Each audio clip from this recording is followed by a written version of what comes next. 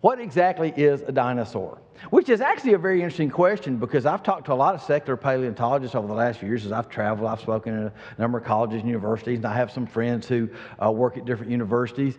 And it's really interesting when you talk to some of these folks. I mean, they really are fascinated by dinosaurs, but some of these guys, as I've asked them specific questions about it, have made the comment about, well, you know, we're sort of, at one degree or another, reevaluating how we classify these things, now we understand them. And that's the way science is supposed to work. I don't mean that as any criticism at all. I mean, as they have more fossil specimens, they're trying to figure out how to classify. So this whole issue of actually even what is a dinosaur is not as settled as, you know, the scientific community once thought it was. But the thing is, there's certain physical characteristics that make up a creature that we call a dinosaur.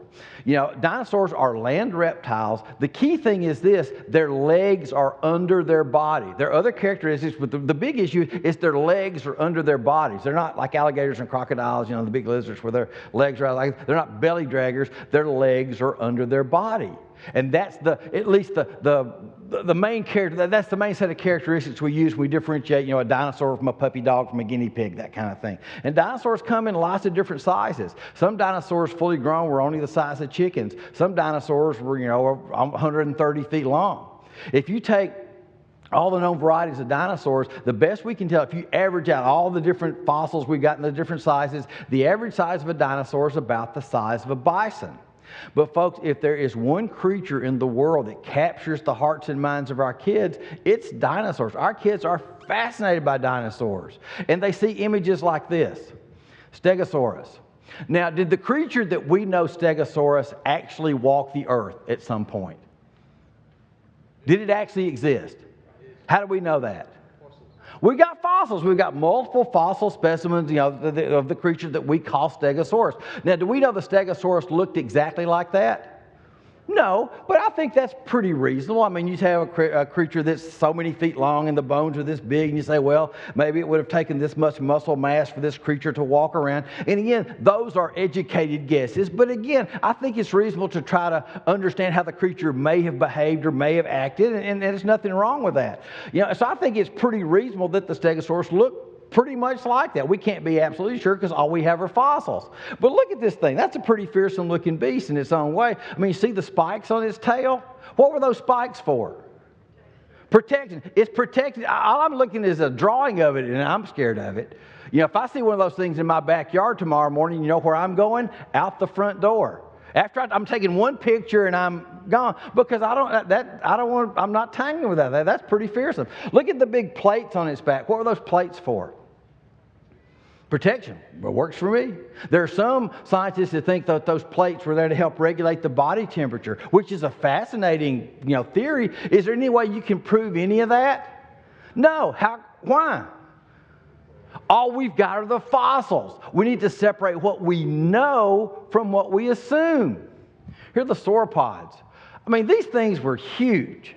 I mean, these are massive creatures. I mean, you want to talk about impressive creatures? It would have been amazing to see a few sauropods walking around the field somewhere. That would just, you know, it would just kind of blow your mind.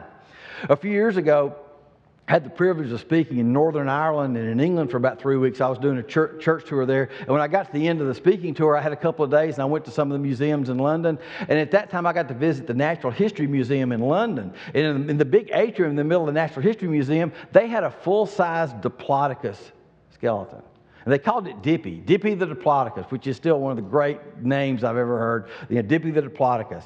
And then you stand there and you look at this thing and you try to imagine what it would have been like when this creature was actually alive. This is not like going to the pet store and looking at this thing is massive.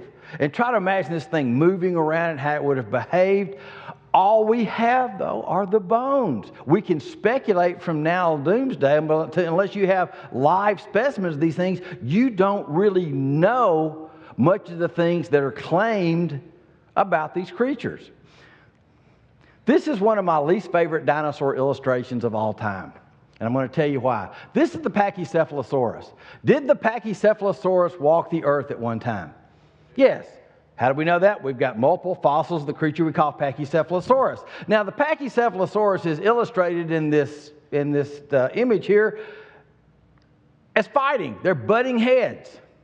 Do fossils butt heads? What do fossils do? They lay there and you dust them once a month. But this is illustrated for kids like we know this is how this creature behaved. Now, it is thought the creature could have behaved like this because the skull plate's very thick on these creatures. And again, I don't think that's a reasonable thing to think, but then to illustrate this for kids like this is how it was, it's just not true. All we have are the fossils. And I tell you one way I know that God has a sense of humor. There are many ways. First of all, I got a wife and 3 daughters, which I know God thinks is totally hysterical. But beyond that is I travel a lot and speak at lots of churches, and I don't spend a lot of time watching television because I just don't have time to do it. But sometimes, particularly on Sunday afternoons, I'll be speaking at church on the morning, and I have a couple hours just to kind of go back and relax before the evening sessions, and I'll be trying to find a baseball game or something, and invariably the channel rolls over National Geographic. I think God plans it that way. It's always National Geographic or Animal Planet. And generally when I scan through that station, they're talking about 8 men or dinosaurs. Well, I saw a program a couple years ago, and I can't remember specifically which cable channel it was on, but they were talking about how this mother dinosaur would have protected its young and how it would have behaved if another dinosaur entered her territory. And I'm thinking, you don't know any of that. All you know is these dinosaurs actually existed. You've got the fossils, but now even if they wanted to speculate, young people watch this, they think, well, the scientists have proven that. No, all we know is these particular dinosaurs actually existed. We need to separate what we know from what we assume. Now, here's the usual picture of dinosaurs fighting. You always got to have one gross dinosaur picture here. Here are the hadrosaurs. And again, you see the little girl on the bicycle? These things are not tiny creatures. It would have been amazing to actually watch these creatures move around. I mean, what incredible creatures they are. And we've got fossil evidence that the creatures we call hadrosaurs existed. And again, I travel and teach a lot, and I spend a lot of time talking to kids about dinosaurs because it's the topic they have the most questions about. And invariably, I'll get around to the part of my presentation, and of course, I already know the answer. I'll ask the kids, which dinosaur is their favorite? Now, which dinosaur do you think wins every time I ask that question? T-Rex. T-Rex is the icon of dinosaurs. But the thing is, even among adults, T-Rex tends to be the favorite because at least it's the best known. But I'm just going to tell you, T-Rex is not the coolest dinosaur. I'm going to go ahead and burst that bubble for you right now. My favorite dinosaur is the best dinosaur.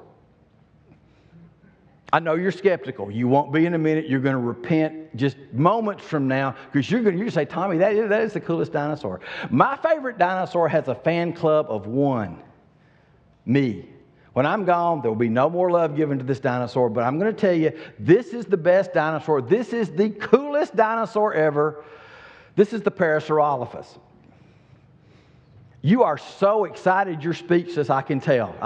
You're repenting in your seats now that this is not your favorite dinosaur. This is the best dinosaur. I don't care what anybody says. Because if you go to the Natural History Museum in London, they have, or at least when I was there, they had a display about the Parasaurolophus, and this is what the sign said: it may have honked. Folks, any dinosaur that honks is the best dinosaur. I don't care if you've got a dinosaur that flies and breathes fire and eats Tokyo. That's not as cool as a dinosaur that honks. So you need to repent. The Parasaurolophus is the best dinosaur.